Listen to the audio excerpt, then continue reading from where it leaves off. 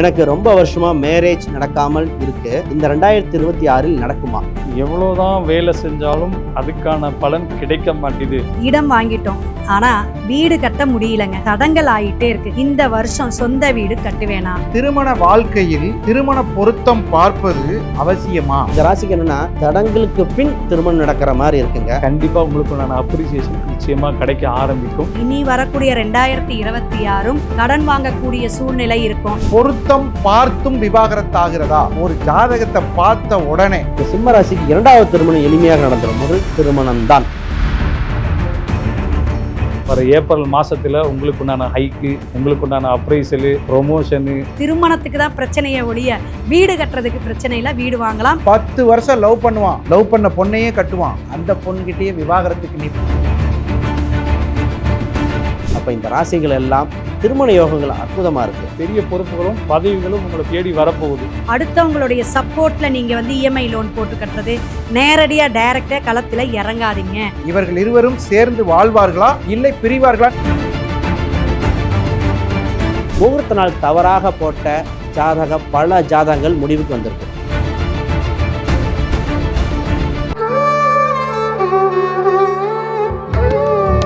Astro Tamil அன்பு நேயர்களுக்கு வணக்கம். நம்ம சேனலை தொடர்ந்து நிறைய இன்ட்ரெஸ்டிங்கான விஷயங்கள் பார்த்துருக்கோம். ஸோ இன்றைக்கி நம்ம என்ன பார்க்க போகிறோம் அப்படின்னு பார்த்தீங்கன்னா, நிறைய நம்ம கமெண்ட்ஸில் பார்த்தீங்கன்னா உங்களோட கேள்விகளை கொடுத்துட்டே வரீங்க இல்லைங்களா? ஸோ அதிலிருந்து ரேண்டமாக செலக்ட் பண்ணி இதில் 2026 சம்மந்தப்பட்ட கேள்விகள் போட்டு வச்சுருக்கோம். ஸோ நம்ம அஸ்ட்ராலஜர்ஸ் கிட்ட ரேண்டமாக இதிலிருந்து ஒரு கொஷனை எடுத்து படிக்க சொல்லி அதுக்குண்டான பதிலை கேட்டு தெரிஞ்சுக்கலாம்.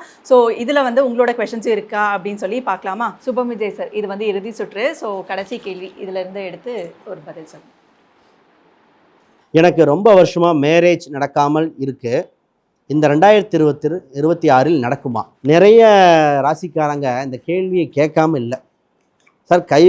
அருகில் வருது, தட்டி தட்டி போகுது, நடக்குமா? வாழ்வில் வெளிச்சம் வருமா? சரி, பார்த்துருவோம். முதல்ல இந்த ராசிக்கு நம்ம பேச போகிற இந்த நேரத்தில் தடங்கள் ஏற்பட்டு நடக்குகின்ற ராசி. ஃபஸ்ட் அதை சொல்லிவிட்டு அப்புறம் நடக்கிற ராசியை சொல்லிடுறேன். முதல்ல பார்த்தீங்கன்னா இந்த கடக ராசி அன்பர்கள், உங்கள் ராசிக்கு 2ஆம் இடத்தில் ராகும், 8ஆம் இடத்தில் கேது பகவானும் சஞ்சாரம் செய்கிறார். அப்போ 7ஆம் வீட்டுக்கு குரு பலன் வேற இல்லை. இந்த ராசிக்கு என்னென்னா தடங்களுக்கு பின் திருமணம் நடக்கிற மாதிரி இருக்குங்க. அப்போ யாருக்கெல்லாம் இல்லையோ ராகு கேது பரிகாரம் செய்த பின் உண்டு. அடுத்த கேள்வி ராகு கேது பரிகாரம் எங்கள் ஜாதகத்தில் இல்லையே. ஏங்க உங்கள் சந்திரனுக்கு கூட பக்கத்தில் சனி பகவான் வரும்போது 7.5 சனிக்கு பரிகாரம் பண்ணுறீங்க. ஏன் உங்கள் சந்திரன் அருகில் ராகுவோ கேதுவோ வரும்போது ராகு கேது தோஷம் வேலை செய்யாதா? சர்ப்பம் சம்பந்தப்பட்டது கோச்சாரத்தில் வேலை செய்கிற காலகட்டத்தினால ராகு கேது பரிகாரம் செய்த பின் இந்த கடகம் வளர்ச்சி பெறுகின்ற அம்சமாக உண்டு. அடுத்து சிம்மராசி. சிம்மராசி அன்பர்களுக்கு பார்த்தீங்கன்னா 7ஆம் அதிபதி 8இல் இருக்குது. அப்போ ஒன்று கவனிக்கணும், நீங்கள் பார்க்கின்ற வரன் கரெக்டாக தவறா ரெண்டுக்கு இன்னொரு முறை வெரிஃபை பண்ணி தாங்க பண்ணணும். இந்த சிம்மராசிக்கு 2வது திருமணம் எளிமையாக நடந்துடும். முதல் திருமணம் தான் சின்ன சின்ன தடை பின்னர் நடக்கிற மாதிரி இருக்குது. இதில் எளிமையாக நடக்கக்கூடியது பார்த்தீங்கன்னா ரிஷபராசி அன்பர்களுக்கு நிச்சயமாக நடக்கக்கூடிய அம்சம் உண்டு. அதோட சிறப்பாக யாருக்கு நடக்கும் அப்படின்னு பார்த்தீங்கன்னா இந்த கடகமே தடைக்கு பின் நடக்கும் சொல்லியாச்சு. அடுத்தது கன்னிராசி. கன்னிராசி, எங்களுக்கெல்லாம் கல்யாணம் இருக்கா, நாங்களா முதிர் கன்னியாகவோ முதிர் கண்ணனாவோ வாழ்ந்துருவோமான்னு இருக்கீங்க. இந்த கன்னிராசி அன்பர்களுக்கு 7ஆம் வீட்டுக்கு குருபலம் வருது, குரு பார்வை இருக்குது. அப்போ தொந்தரவு தொல்லைகள் கொடுத்த பிரிவினைகள் சச்சரவை கொடுத்த 6ஆம் வீட்டு சனி, சொல்கிறாங்க 6ஆம் வீட்டு சனி. அப்போ அந்த சனிக்கு ஒரு மட்டுப்படுத்துகிறார். அப்போ குருபலம் பெற்ற 7ஆம் வீட்டுக்கு 5ஆம் வீட்டையும் பார்க்கறனால மனதுக்கு பிடித்த ஒரு நல்ல வரன் வருதுங்க. அப்போ இந்த ராசிகள் எல்லாம் திருமண யோகங்கள் அற்புதமாக இருக்குது. பொதுவாக ஒருத்தங்களுக்கு திருமண தடைகள் இருக்குன்னா 7ஆம் வீடு சம்மந்தப்பட்ட பரிகாரங்கள் கொடுப்பாங்க. பொதுவாக 4ஆம் இடம் சுகஸ்தானங்க. ஒருத்தங்க இன்றைக்கி ஜாதகத்தில் பார்க்கும்போது கணவன் மனைவி இருவரும் வேலைக்கு போகிறாங்க. இப்போ 10 பொருத்தத்தை தாண்டி பார்க்க வேண்டியதாக இருக்குது. 10 பொருத்தம் 10ஆவது பொருத்தமாச்சு. ஏன்னா இப்போ என்னென்னா ஸ்டேட்டஸுங்கிற ஒரு பொருத்தம் வந்துருச்சு. எடுத்தோடனே கணவன் மனைவி 2 பேர்த்துக்கும் ஸ்டேட்டஸ் பொருத்தம். அது இல்லாமல் தாம்பத்திய ரீதியான அமைப்பு இருக்கா, வசியம் ரீதியாக இருக்கா, நட்சத்திர தனி கட்டத்தில் இருக்கான்னு பார்க்க வேண்டியது. சண்டை வராத வீடுகள் இல்லை. ஆனால் கணவன் மனைவி இணைந்து வாழ்வார்களா, இதை பார்க்காமல் போடுகின்ற இது பிரச்சனையாக இருக்குது. ஒன்றே ஒன்று தெரிஞ்சுக்கங்க, உங்களுக்கு தோஷமுள்ள ஜாதகத்துக்கு விதி விலக்காக நல்லதாக இருக்கிறது எது தெரியுங்களா? முகூர்த்த நாள். முகூர்த்த நாள் தவறாக போட்ட பல ஜாதகங்கள் முடிவுக்கு வந்திருக்கு. பொதுவாக 7ஆம் இடம் 8ஆம் இடம் சுத்தம்லாம் சொல்லுவாங்க. முகூர்த்த நாள் முக்கியம். இதில் வெளிநாட்டிலேருந்து வருவாங்க, மேக்கப் போட எந்திரிக்கலாட்டாங்க, அதெல்லாம் முக்கியம் இல்லை. பெண் ஆண் பெண் இருவருக்கும் இந்த நாள் நட்சத்திரம் கிழமை திதி நல்லா இருக்கா, இது ரொம்ப முக்கியம். இன்னொன்று வளர்பிறைன்னு கேட்குறீங்களே, வளர்பிறை நட்சத்திர வளர்பிறை பொது வளர்பிறை பார்க்குறோம். பெண் மாதவிடாய் சென்று வருகின்ற ஃபஸ்ட்டு 14 நாள் தாங்க வளர்பிறை. இது யாராவது பார்க்குறீங்களா? எப்போ குழந்தை பாருங்க 14ஆவது நாள் தான் கரு வெளிவரும், கருமுட்டை. அப்போ மாதவிடாய் வந்து அந்த பெண்ணிலிருந்து அதிலிருந்து எடுத்து பாருங்கள், நிச்சயமாக வளர்பிறையாக இருக்கும். இதை விட்டுட்டு வேறு வளர்பிறை பார்த்துட்டிங்கன்னா தோற்று தான் போவீங்க. கார்த்திக் பாபு சார், உங்களுக்கான அடுத்த கேள்வி எடுத்து அதற்குண்டான பதில் சொல்லுங்கள். எவ்வளோதான் வேலை செஞ்சாலும் அதுக்கான பலன் கிடைக்க மாட்டேது, அப்ரிசியேஷன் கிடைக்காதா? கும்பராசி. பொதுவாக இந்த கும்பராசி மக்களை வந்துட்டு பார்த்திங்கன்னா ஃபேஸ்புக்கிலலாம் ஜாலியாக கலாய்ப்பா, கும்பம் அப்படின்னா தும்பம் தான்ப்பா அப்படின்னு சொல்லுவாங்க. ஆக்சுவலாக கண்டிப்பாக உங்களுக்கு நான் அப்ரிசியேஷன் நிச்சயமாக கிடைக்க ஆரம்பிக்கும். அதுக்கு நீங்கள் பண்ண வேண்டிய ஒரே ஒரு விஷயம் என்ன தெரியுங்களா? ஒரு விஷயம் இல்லை, அந்த ஒரு விஷயத்துலேயும் பல விஷயம் இருக்குதுங்க.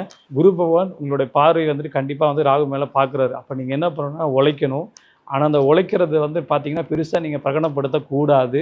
அப்ரிசியேஷன் அப்படிங்கிற விஷயத்துக்கு வந்துட்டு நீங்கள் ஏன் அதையே பார்க்குறீங்க? கடமையை செய் பலனை எதிர்பாராதே பகவத்கீதையில் கண்ணன் சொன்னார் பார்த்தீங்களா? அந்த கண்ணோட மொழிகளை அப்படியே நீங்கள் ஃபாலோ பண்ணிங்கன்னா உங்களுக்குண்டான வேலைகள் வந்துட்டு அப்ரிசியேஷன் அப்படியே தானாக கிடைக்க ஆரம்பிக்கும். எப்போ சார் கிடைக்கும்? நானும் இவ்வளோ காலமாக உழைச்சிட்டு தானே சார் இருக்கேன். கண்டிப்பாக குருவோட பார்வை படுது. குருவோட பார்வை படும்போது வர ஏப்ரல் மாதத்தில் உங்களுக்குண்டான ஹைக்கு, உங்களுக்குண்டான அப்ரைசலு, உங்களுக்குண்டான அப்ரிசியேஷனு, ப்ரொமோஷனு, ட்ரான்ஸ்ஃபரு எல்லாமே மானாவாரியாக வந்து மசன்னு கொடுத்துக்கிட்டே இருப்பாங்க. நீங்கள் மசன்னு வேலை செஞ்சுக்கிட்டே இருக்கணும். அப்போ அந்த வேலை செய்கிற நேரத்தில் நீங்கள் என்ன பண்ணணும், உங்களோட பொறுமை, விடாமுயற்சி முதல்ல எப்படி இருந்ததோ, ஒரு ஹார்ட் ஒர்க் எப்படி பண்ணீங்களோ அதையும் இப்படியே பண்ணிக்கிட்டே வரணும். அப்படி பண்ணால் தான் கிடைச்சதை தக்க வச்சுக்க முடியும். ஏன்னா பெரிய பொறுப்புகளும் பதவிகளும் உங்களை தேடி வரப்போகுது. ஸோ அதுக்குண்டான விஷயத்தை வந்து நீங்கள் கரெக்டாக வந்துட்டு ஒர்க் அவுட் பண்ணிகிட்டே வரணும். ஒன்று கிடச்சிருச்சு அப்படின்னு சொல்லி போட்டு அப்படியே வந்து லேசினஸில் போய் உட்காந்துருக்கூடாது. ஏன்னா அந்த சனிமானோட மூலத்திரியோட ஆட்சி விட்டு இல்லைங்களா? ஏன்னா சில நேரத்தில் வந்து சோம்பேறித்தனம் வந்து டக்குன்னு தூங்கிடுவாங்க. இந்த கொரட்டை விடுறதுல வந்துட்டு கும்பராசிக்காங்க மண்டனுங்க அப்படின்னு சொல்லுவாங்க. சரிங்களா? அதனால் வேலை செய்கிற இடத்துல கொரட்டை விடுறது, தூங்குறது இதெல்லாம் கொஞ்சம் குறைச்சிக்கிட்டு வேலை கரெக்டாக ஃபோக்கஸ் பண்ணுங்கள். கரெக்டாக ஒரு 8 மணி நேரத்துலேருந்து ஒரு 10 மணி நேரம் வேலை செய்கிறோமோ அந்த 10 மணி நேரம் கரெக்டாக நில்லுங்க. சும்மா கான்சன்ட்ரேஷன் ஃபோன் நோண்டுறது அதை பார்த்துக்கிட்டே இருக்கிறதெல்லாம் செட்டே ஆகாது. வேலைன்னா வேலை கரெக்டாக ஃபோக்கஸாக நில்லுங்க.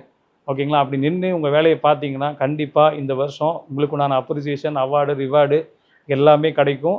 மெயினாக இந்த குரு பார்வையினால் நீங்கள் பண்ண போகிற இந்த வேலையில் இவ்வளோ காலமாக அப்ரிசியேஷன் கிடைக்காதனால ஒரு அப்ரிசியேஷன் வந்துட்டு அபரிமிதமாக கொடுப்பாங்க. எப்படி கொடுப்பாங்க அப்படின்னு வந்து பார்த்தீங்கன்னா, இப்போ ஒரு மெட்டர்னிட்டி லீவில் வந்துட்டு நிறைய பேர் கம்பெனியில் கொடுக்கவே மாட்டாங்க. இப்போ அவங்களுக்கு கல்யாணம் ஆகி குழந்தை பிறந்திருக்க ரொம்ப லேட்டாக இருக்கும். குரு பார்வை கரெக்டாக அந்த விழுகும்போது அவங்க கன்சீவ் ஆவாங்க.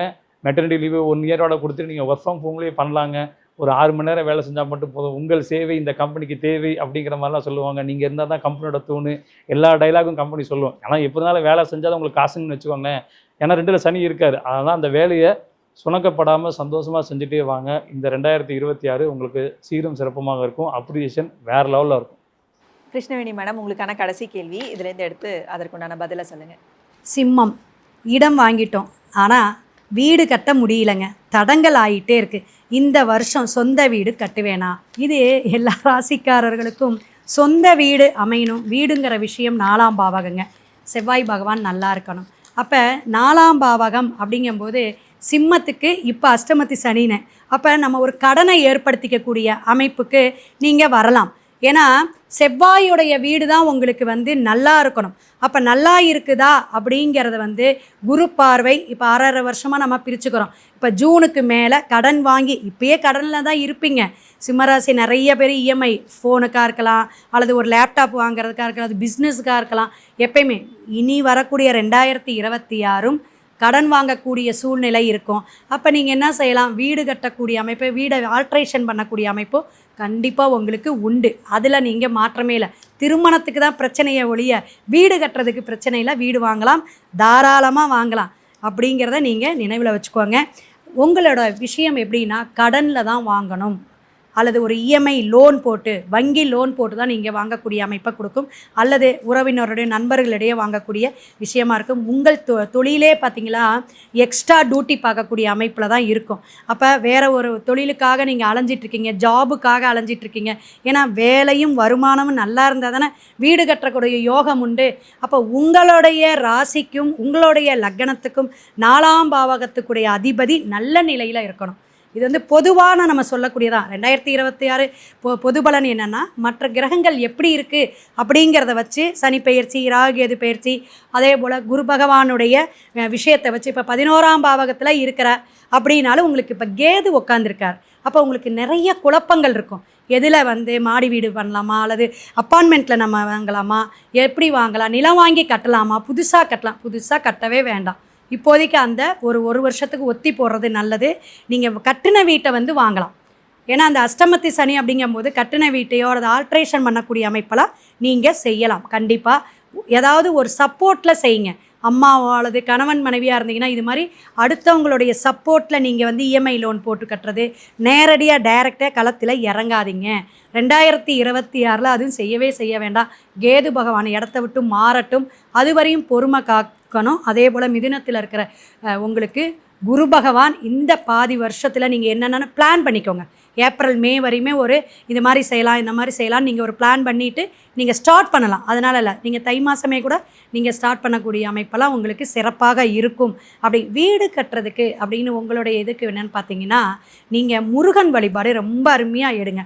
எந்த முருகன் அப்படின்னா திருச்செந்தூர் முருகன் வழிபாடு உங்களுக்கு சிறப்பாக இருக்கும். கண்டிப்பாக அவருக்கு பட்டாடை வாங்கி, ஏன்னா சுக்கிரனுடைய உங்களுடைய அந்த சுக்கிரன் அப்படிங்கிற ஒரு கிரகம் வந்து, சுக்கிரன்கிறவுடைய அமைப்பு வந்து, சுக்கிரனுடைய நட்சத்திரம் வந்து உங்களுக்கு ரொம்ப ரொம்ப விசேஷம். ஸோ அதனால் நீங்கள் சுக்கிரனை ஆக்டிவேட் பண்ணணும். அப்போ தான் பணம் வர்றது, பணம் வாங்கிறது வந்து விரயமாகாமல் இருக்கிறது, கரெக்டாக நீங்கள் போட்ட பிளான் வந்து மேப்பு சரியாக வந்து வீடு கட்டுறதுக்கு அமையிறது, இதெல்லாம் உண்டு. அதனால் அவரை நீங்கள் பிடிங்க. ராஜ அலங்காரம், மஞ்சள் அலங்காரமாக இருக்கக்கூடிய படம் வச்சு வழிபாடு எடுங்க. பசும்பால் அல்லது பன்னீர், தேன் அபிஷேகத்துக்கு கொடுத்துட்டு வியாழக்கிழமை போயிட்டு நீங்கள் வழிபாடு எடுத்துகிட்டு, திருமணம் ஆகிற மாதிரி இருக்கக்கூடியவங்களுக்கு கடன் வாங்கக்கூடிய அமைப்பு வரும். சொந்த வீடு நீங்கள் வருமானத்தில் நீங்கள் உங்கள் பிஸ்னஸ்லேருந்து எடுத்து போடக்கூடியவங்களுக்கு மற்றவங்களுடைய சப்போர்ட்டில் செய்கிறது ரொம்ப சிறப்பாக சிம்மராசி நேயர்களுக்கு இருக்கும் அப்படிங்கிறத தெரிஞ்சுக்குங்க. சிவாய நம. திருச்சிற்றம்பலம். நல்ல நேரம் நாகராஜ் சார், இந்த செக்மெண்ட்டோட கடைசி கேள்வி இந்த பவுலில் இருக்குது. ஸோ அதை எடுத்து அதற்குண்டான விடையை சொல்லுங்கள். அதாவது திருமண வாழ்க்கையில் திருமண பொருத்தம் பார்ப்பது அவசியமா? ஆனால் திருமண பொருத்தம் பார்த்தும் சில பேருக்கு விவாகரத்தாகின்றன. இது பற்றி உங்கள் கருத்து என்ன? இந்த கேள்வி பாருங்கள். ஜோதிடம் தெரிந்தவர் எழுதியிருக்கலாம், அல்லது ஜோதிட ஆர்வலர் எழுதியிருக்கலாம், அல்லது ஜோதிடத்தின் மீது அதிக பற்றுள்ளவர் எழுதியிருக்கலாம். என்ன கேள்வி பாருங்களா? ஏப்பா பொருத்தம் பார்க்குறோம், சரி ரைட்டு, பொருத்தம் பார்க்குற இடத்துல சில இடங்களில் தப்பாக போயிருக்கு.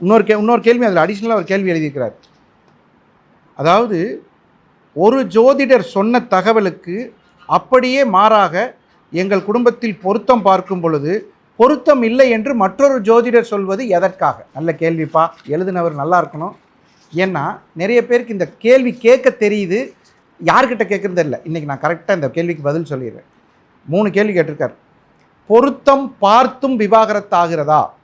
உண்மையாக சொல்கிறேங்க, ஒரு ஜாதகத்தை பார்த்த உடனே ஒரு ஜோதிடருக்கு முதல் திருமணம் வெற்றிகரமாக அமையுமா அமையாதான்னு ஈஸியாக சொல்லிடலாங்க. இது என்னால் மட்டும் இல்லை, என்னை போன்ற நிறைய ஜோதிடர்களுக்கு முதல் திருமணம் வெற்றி இல்லை என்பதை சொல்லலாம். ஆனால் அதை ஏற்றுக்கிற மனப்பக்குவம் வாசகர்களுக்கு இருக்கணும். பரவாயில்ல சார் சொல்லுங்கள், ஏன்ட்ட நிறைய பேர் கேட்பாங்க, சார் மனசில் பட்டதை ஓப்பனாக ஹைட் பண்ணாமல் சொல்லுங்கள் சார். நான் சொல்லிடுவேன். சரி, எவ்வளவு பொருத்தம் பார்த்துருந்தாலும் சரி, கிரக பொருத்தம், கட்ட பொருத்தம், எல்லா பொருத்தமும் சார், அதுக்கு என்ன சூட்சமம் ஓப்பனாக சொல்கிறேன், கேட்டுக்குங்க. 2ஆம் அதிபதி என்று சொல்லக்கூடிய குடும்பாதிபதி கெட்டு போயிருந்தால் உங்கள் ஜாதகத்தில் நீங்கள் என்ன பொருத்தம் வேணாலும் பார்த்துக்குங்க, என்ன முகூர்த்தம் பார்த்துக்குங்க, என்ன வேணாலும் பார்த்துக்குங்க. 2ஆம் அதிபதி கெட்டு போயிருந்தால் ஜாதகத்தில் திருமண மேடையில் எத்தனை குழப்பங்கள் வரும், திருமணத்தில் எத்தனை குழப்பங்கள் வரும். 10 வருஷம் லவ் பண்ணுவான், லவ் பண்ண பொண்ணையே கட்டுவான், ஆனால் அந்த பொண்ணுக்கிட்டேயே விவாகரத்துக்கு நிற்பான் கோர்ட்டில். என்ன 2ஆம் இடம் கெட்டு போயிருக்கும். சரி, இதுக்கு என்ன பொருத்தம் பார்த்து என்ன செய்ய போகிறீங்க? நீங்கள் ஜோதிடரை பார்க்கும்போது ஒரு கேள்வியை கேட்க மறக்காதீங்க. சார் இந்த ஜாதகத்துக்கு இந்த பொருத்தம் இருக்குல்ல, நாங்கள் சொன்ன முகூர்த்தத்தில் வைங்கன்னு சொல்லாதீங்க, நாங்கள் சொல்கிற மண்டபத்தில் வைங்கன்னு சொல்லாதீங்க. சார் தெளிவாக சொல்லுங்கள் சார், ஜோதிடரே இவர்கள் இருவரும் சேர்ந்து வாழ்வார்களா இல்லை பிரிவார்களான்னு கேள்வியை கேட்காம வராதீங்க பொருத்தம் பார்க்குற இடத்துல. இது நம்பர் 1. 2வது, செவ்வாய் ராகு, குரு ராகு, புதன் ராகு, சுக்கிரன் ராகு, இதே மாதிரி கேதுவோடு சேர்ந்த கிரகங்கள் கண்டிப்பாக ரொம்ப கவனமாக பொருத்தம் பார்க்கணும். அப்படிப்பட்ட நபரை தான் சேர்க்கணும். நீங்கள் பொருத்தம் பார்க்கும்போது ஜோதிடர் பொருத்தம் இல்லைன்னு சொன்னோன்னு என்ன தெரியுமா கேட்குறீங்க? சார் ஏதாவது பரிகாரம் பண்ணி எப்படியாவது 2 பேருக்கும் மனசுக்கு பிடிச்சிரு சார், எங்கள் குடும்பம் சார். அப்புறம் எப்படி ஒரு ஆகுது? உங்கள் மனசு 2வது. ஜாதகத்தில் சொல்லப்பட்ட விதிகளை நீங்கள் ஃபாலோ பண்ணிங்கன்னா கண்டிப்பாக இந்த பர்சன்டேஜ் குறைஞ்சிரும். அப்படித்தான் முதல்ல இருந்தாங்க, அதனால் விவாகரத்தே வராது. அதனால் பொருத்தம் பார்க்கும்போது கிரக பொருத்தம், கட்ட பொருத்தம், அந்த லக்ன பொருத்தம், லக்ன புள்ளி பொருத்தம், இதையெல்லாம் பாருங்கள். சார் முடியல சார், எத்தனை பொருத்தத்தை சார் பார்க்குறது? ஈஸியான வழி சொல்லுங்கள் சார். நாங்கள் வேறு லவ் பண்ணிட்டோம். ஈஸியான வழி, லக்ன புள்ளி என்பது நீங்கள் திருமண மேடையில் செய்யக்கூடிய இணைவு விழாவில் சரியான முகூர்த்த லக்னத்தை நீங்கள் பிக்கப் பண்ணிட்டீங்கன்னா என்னதான் உடைச்சாலும் உடையாது. அதனால் அந்த முகூர்த்த லக்னம் ஜோதிடர் சொல்கிறபடி கேளுங்க. சார் ஒருத்தனுக்கு முகூர்த்தம் முடிச்சு கொடுக்குறேன், அவன் சொல்கிறான் எங்கள் பிள்ளை 6 மணிக்கெலாம் எந்திரிக்காது சார். கேட்குறக்கே கஷ்டமாக இல்லை? ஒரு நாள் தனமாக எந்திரிக்குதுன்னா, இல்லை சார் எப்பயுமே நாங்கள் 8 மணிக்கு எழுப்பி பழகிட்டோம். ஒரு நாள் கல்யாணத்துக்கு அந்த அம்மானால் எந்திரிச்சு வர முடியாதான். இதெல்லாம் கேட்கும்போது எவ்வளோ வருத்தமாக இருக்குது. ஸோ என்னுடைய தகவல் ஆஸ்ட்ரோ தமிழா நேயர்கள் அனைவருக்கும், அவங்க எல்லாருமே சூப்பரான ஆட்கள் தான். அந்த நேயர்கள் அத்தனை பேருக்கு என்ன சொல்கிறேன்னா, முகூர்த்த லக்னம் எப்படி ஒரு குழந்தை பிறக்கும்போது எவ்வளவு முக்கியமாக சார் சார் சார் கொஞ்சம் நல்லா பாருங்கள் சார் எல்லாம் கேட்குறீங்கல்ல, அது மாதிரி திருமணத்திற்கும் லக்ன புள்ளி சரியாக குறித்து நீங்கள் பெற்ற ஆசையுடன் பெற்ற குழந்தைகளை நன்றாக வாழ வாழ்த்துவது உங்கள் நல்ல நேரம் நாகராஜ். ரொம்பவே சிறப்பாக நம்ம நேர்கள் கேட்ட கேள்விகளுக்கு அற்புதமாக பதில் சொல்லியிருக்கீங்க. ஸோ தொடர்ந்து நம்ம சேனலில் வந்து வீடியோஸ் பாருங்கள், கீழே கமெண்ட் பாக்ஸில் உங்களுக்கு உண்டான கேள்விகளை கேளுங்க. அடுத்தடுத்த செக்மெண்ட்டில் அந்த கேள்விக்கு உண்டான பதில்களை வந்து நம்ம ஆஸ்ட்ராலஜிஸ்ட் கிட்ட கேட்டு தெரிஞ்சுக்கலாம். ஸோ தொடர்ந்து நம்ம ஆஸ்ட்ரோ தமிழா சேனலில் இன்ட்ரெஸ்டிங்கான ஜோதிடம் மற்றும் ஆன்மீக ரீதியான விஷயங்களை பார்க்க நம்ம ஆஸ்ட்ரோ தமிழா சேனலை ஃபாலோ பண்ணிக்கோங்க.